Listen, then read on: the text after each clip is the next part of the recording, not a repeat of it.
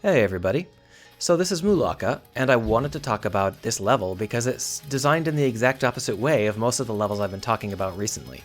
I've been talking a lot about cities, and modular components, and space stations, and this is a wilderness level. Well, wilderness levels are great. They're very powerful, and they can do a lot, but only if you build them right, and most devs don't build them right. Mulaka does, at least with this level. I haven't played any further. So let's talk about what they did right, and let's talk about how you can do it right. The tricks they use are very straightforward. The artistic tricks, not so much. They are really good artists, and I don't know whether you'll be able to emulate that, but you can at least emulate the level design approach. And so let's talk about that. We'll talk about the art later. We're going to focus on the actual level. First things first, every single wilderness level that I've seen for the past 10 years uses height maps. So if you are making a 3D game and you create a wilderness level, you're going to be using height maps. And this is a height map. It's just a giant 3D plane that goes up and down. Height maps are very important, but you might be hard-pressed to tell me any kind of best tips on how to design them. Why does a height map go up here? Why does it go down there? What does it do that makes it feel right? What does it do that makes it feel wrong? Why does the player get lost sometimes and not other times? Well, height maps are actually not too difficult to design, but you can't think of them in the same way that you think of cities. It's much more gentle and open. If you're doing an open world design like this and not an action set piece linear element, then you need to understand how to use your height map to control the player's line of sight. Because that's really what the height maps are about. They're not about controlling where the player can go, they're about controlling what the player can see. So in this case, I come out of this tutorial area and in here, and come on over into this new area. And I do see this glowing guy over here, because that glows until you do the tutorial, but I also see this tent. Now, if you look around, there's really nothing else of terribly much interest in the near vicinity. It's not that I can't see anything, it's just that this small rise keeps me from really being able to identify whether there's anything truly interesting about these plinths. And similarly over there, there's probably something over there, but I can't really make much of it over this small rise. And that's really how you build your level. 90% of the player's wanderings are going to be in shallow valleys with small rises to the sides. The small rises keep the player focused on whatever is at the other end of this valley, in this case, this tent. And once I'm in this area, I'll start looking around for more things to do. And what am I going to see? Well, here's a shallow valley with something interesting at the end. Oh look, here's another shallow valley with something interesting, promised at least, down that way. Can't really see what it is yet. So because of that, you're really going to want to use shallow valleys as your #1 design tool for players. You're going to want to lay them down like they're roads. You don't have to be too careful because the player's probably not going to notice them, but you are going to want to vary them up some. It's not going to be just an endless array of shallow valleys. The shallow valleys are simply small pieces within an overarching undulating area. So this shallow valley is not the same height as that shallow valley over there. They've got different parameters, they're different heights, they're different steepnesses. They feel different. So if you don't learn anything else, do learn this one thing. The shallow valley will guide your player. So you create a shallow valley, you put something at the end of the shallow valley, the player will almost always follow it. At least if it's their first time. They may decide to go off and do other things if something else catches their eye, or if they've done it before, or if they're just tired of doing whatever you're telling them to do. And that is the other half of the challenge of open levels. What happens when the player just runs off into the middle of nowhere? Well, I've said before that when you're designing an open world game, it's not about trying to put interesting stuff everywhere. It's about guiding the player to the interesting stuff using landmarking. One kind of landmarking, shallow valleys. Another kind of landmarking is what you get when the player inevitably decides to climb like a monkey to the tallest peak they can find. So when you are designing your levels, there are two really important things to keep in mind. The player is going to see whatever is at the end of your shallow valley, and the player is going to look around from the tops of your tallest peaks. With those two things in mind, you can design your entire game, your entire level layout. In this case, the tallest peak here has a very clear view of this wonderful basin that's filled with water and has some interesting things around it. Is that the most interesting thing in the level? I have no idea, but I can see it from here. And I can go, that is definitely where I want to go. And if I look around some more, there's not really anything else that catches my eye. So this is definitely where I'm going to go to explore. And there's always going to be stuff like that when I'm wandering around on top of the peaks. There's always going to be some way for me to see the next big set piece element, which is usually going to be at a slightly lower height. It's going to be lower on the map than wherever I am right now. So, for example, I can see something really interesting over there. There's some unique bones in a strange ravine. And of course, you can also dot your level with tiny little interesting points like these, which don't do anything in terms of guiding the player, but it does reward them for following wherever they plan. You know, their random meanderings have a point. And as you might have noticed, that's a shallow valley. These are all going to be at the ends of shallow valleys. And you might be thinking, well, won't the player want to go up? Won't the player want to go, like, look, this is up.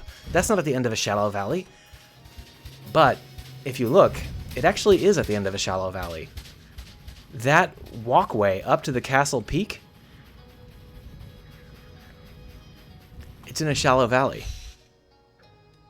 So everywhere that the player is going to go is going to be in a shallow valley. And when the player is not in the shallow valley, they're going to be looking for some place in a shallow valley. That shallow valley might be higher than they are. For example, if we're going up to the castle on the peak, we might see it and be like, okay, well, that's an awesome place to go. It's above me. When I get there, I realize it's still in a shallow valley. And you can go ahead and play with this however you want, but I think you're going to find that that is the easiest way to make yourself a land that feels easy to navigate, that feels interesting, that you can figure out where to put the various little rewards here and there for adventurous players, and how to let them make sure they don't get lost when they run up to the top of these cliffs. It's always going to be fun to think about levels like this, and it's a very easy, straightforward way to approach your levels. You can do the same thing with things like cities, but things like cities generally have roads, and roads really break this sort of theme up. Another thing you'll see is that a lot of exterior levels, a lot of wilderness levels, are covered in things that block your vision. Not just height map rises and falls, but things like trees. And if you wanted to play Fallout 4 again, you can see that real clearly. When you climb up to the top of something in Fallout 4, you're not probably going to be able to see very far, because most of the places that are high up have something blocking your vision, either right next to this or just like a giant building or something. You can't really see very far, and that's because Fallout 4 didn't want to load in all of their level assets at once. View distance is a really important thing to control when you have a high poly set of assets like that. If you do climb to some place that can see really far in Fallout 4, you might notice that the faraway elements are really, really ugly. And that's because they're LOD'd down into hilariously basic shapes. And that's something that they don't have to worry about with this particular game, because Mulaka doesn't have any high poly assets. And because of that, they can just stick on as many assets as they want. They still do have draw distance limitations. That rock where my head is pops in and out depending on how far away I am and whether I've looked at it.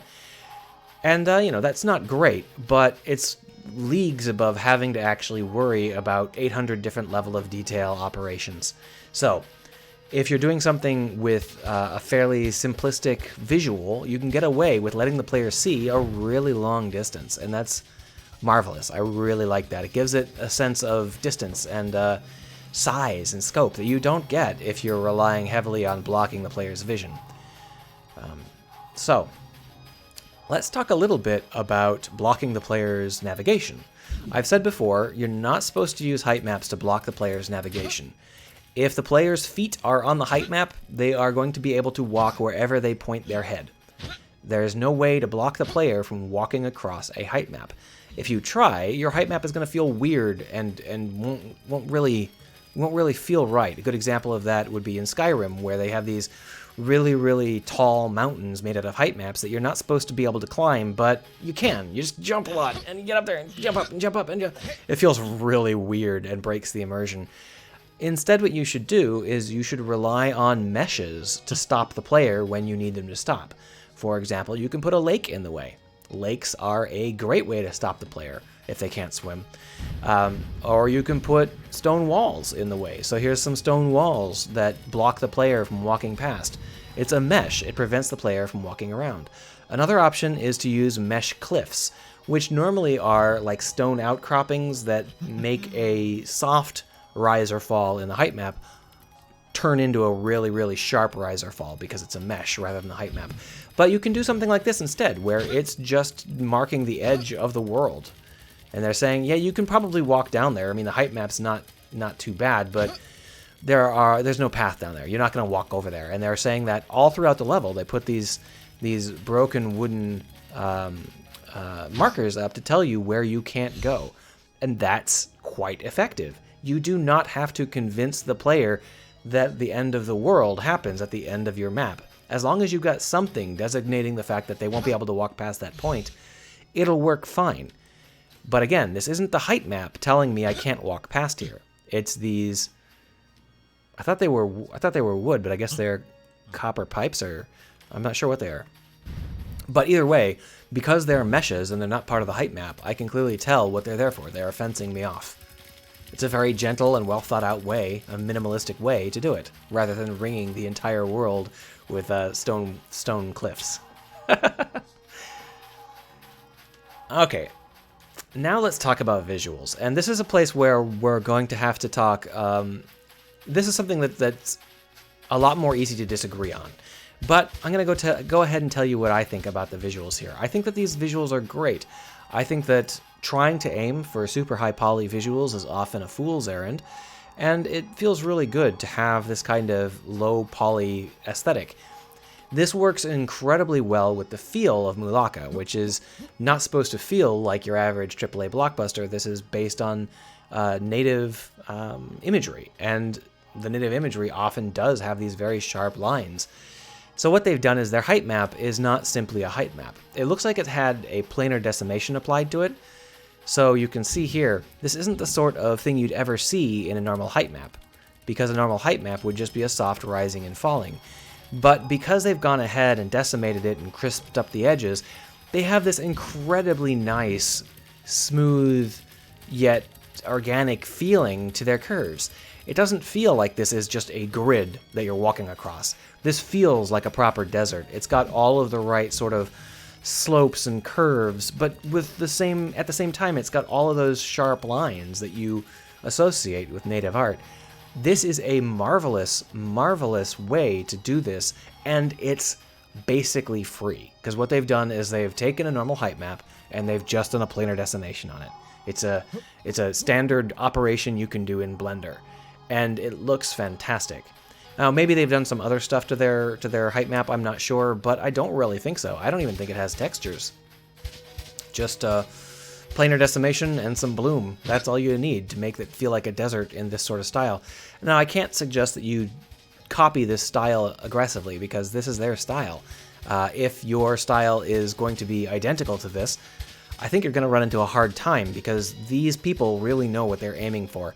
These people spent a lot of time trying to figure out exactly how they wanted everything to look. And so if you just copy one aspect, it's not going to look great. But you can get inspired by this kind of work.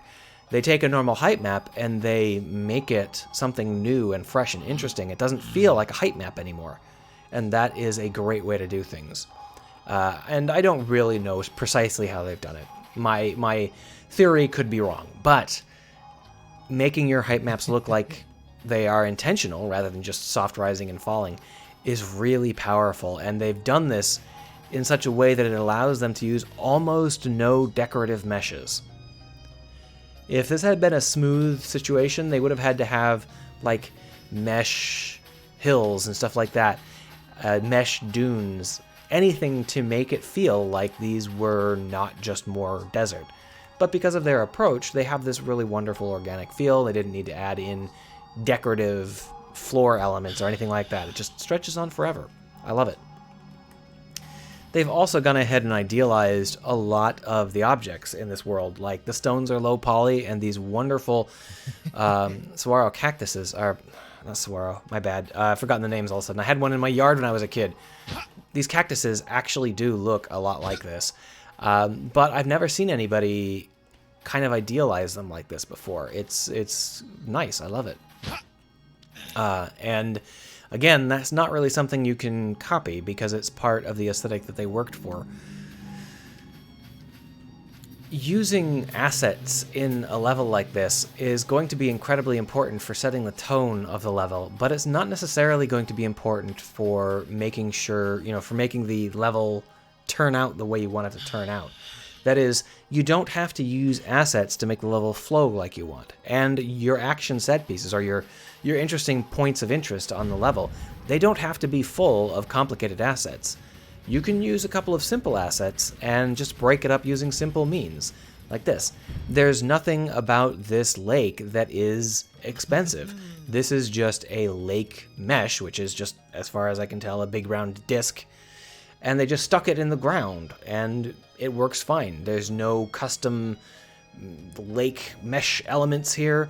The elements that stand into the lake are just reused assets from everywhere else. You do not need a lot of custom high poly assets. If you know what sort of visual you're aiming to create, you can create it using a minimum number of assets, and then you'd be surprised how long you can reuse those assets for. You can just reuse them all day and all night.